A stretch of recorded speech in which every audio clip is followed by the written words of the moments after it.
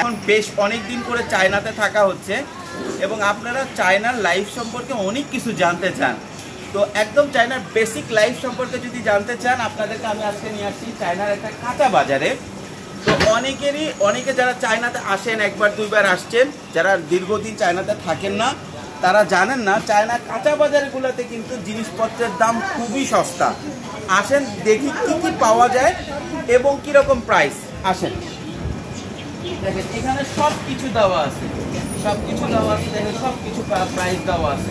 এই যে 2 RMB দেখতেছেন, এই লেটুস পাতা পাউন্ড 500 গ্রাম 2 RMB, মানে এখানে 500 গ্রাম হচ্ছে আপনার 2 RMB 2.5 RMB সব আছে। দেখেন ফুলকপি আছে, এইটা কিন্তু শশা, আমাদের দেশের মতো না, এটা কিন্তু শশা, খুবই টেস্টি।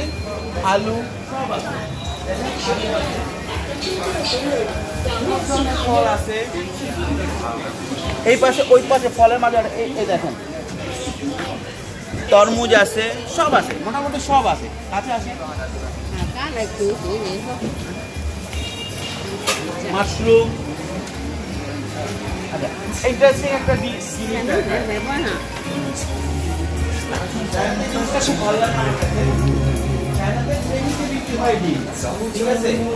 কোয়েল পাখির ডিম, এটা হাঁসের ডিম, এটা এক ধরনের ডিম, এটা হচ্ছে একটা প্রসেস করা ডিম, এটা ভেঙে খাইতে হবে, এটা খাওয়া যাবে, প্রসেস করা ডিম, রাজহাঁসের ডিম, ঠিক আছে। এইটা হচ্ছে দেশি মুরগির ডিম।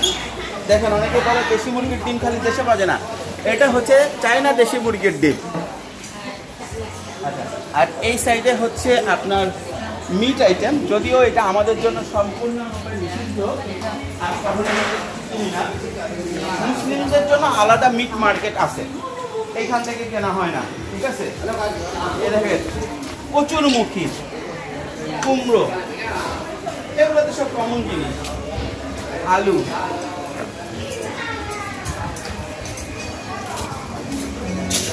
চলো ফিশ মার্কেটটাতে দেখি কি পাওয়া যায়।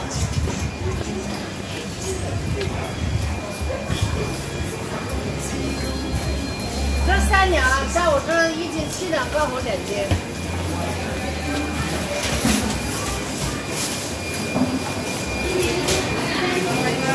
এই দেখেন রুই, ওই পাশে তেলাপিয়া, হাইব্রিড শোল ভিজা রাখছে। প্যাকেটের জিনিসটা খুব সুন্দর, সব মাছগুলো ভিজা রাখছে, ঠিক আছে। সারা পৃথিবীতে তেলাপিয়া নাইলনটা যেটা বলে এটা চলে।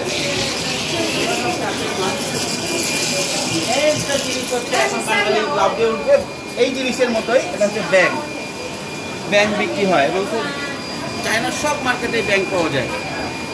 এই যে এখানে ব্যাংক রেখে দিচ্ছে, তবে সাপ পাওয়া যায় না, সাপ সব জায়গায় পাওয়া যায় না।